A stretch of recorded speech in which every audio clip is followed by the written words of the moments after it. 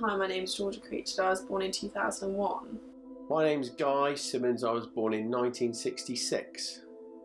Douglas Kirby. I was born in April 1940. I think my first ever memory of TV was, I think it was when my brother was watching TV. I think he was watching Doctor Who.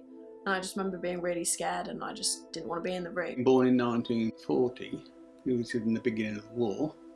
I didn't experience television until the late 1940s, probably 1949, 1950.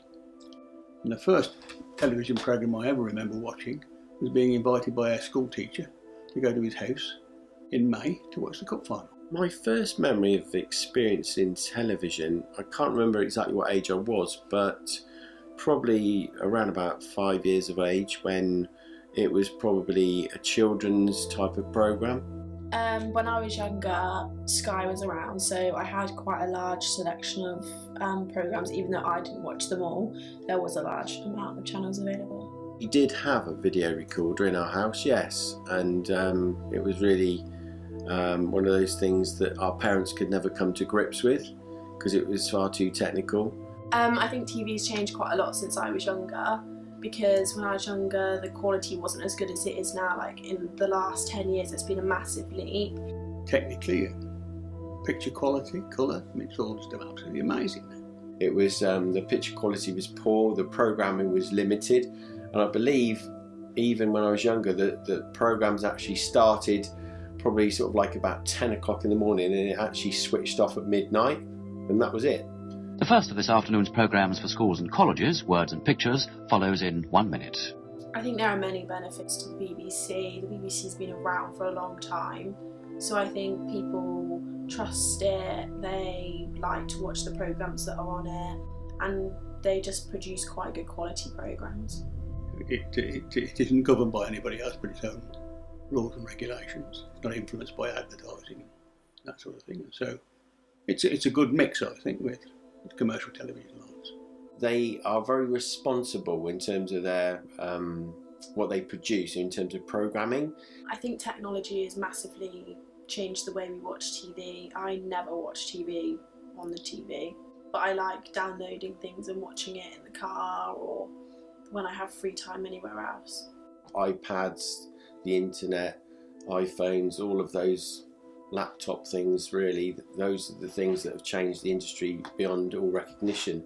I'm subscribed to Netflix, which is a subscription service where you pay a monthly rate and you get a large amount of TV programmes and films.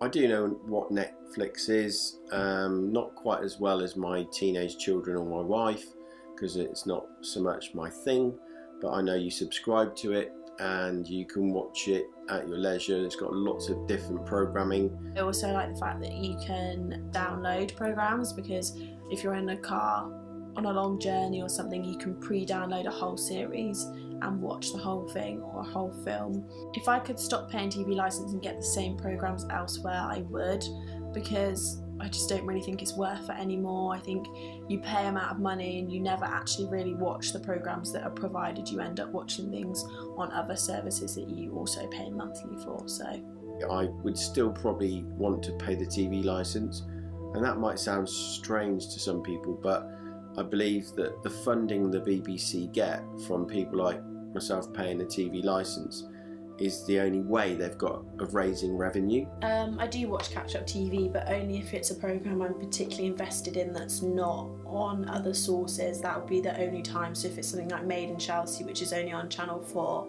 or Towie, which is only on ITVB, then I will go on catch-up and watch it, but other than that, not really. You tend to watch catch-up TV more than anything, actually. Again, because of the busy lifestyle we have, we can watch things when it suits you, and I really do think that is a real leap forward. I don't think people will watch TV on their TVs in the future. I think it'll mainly be on mobile devices, and I think you'll be able to download everything just because people prefer to do that so that they can watch it whenever they want.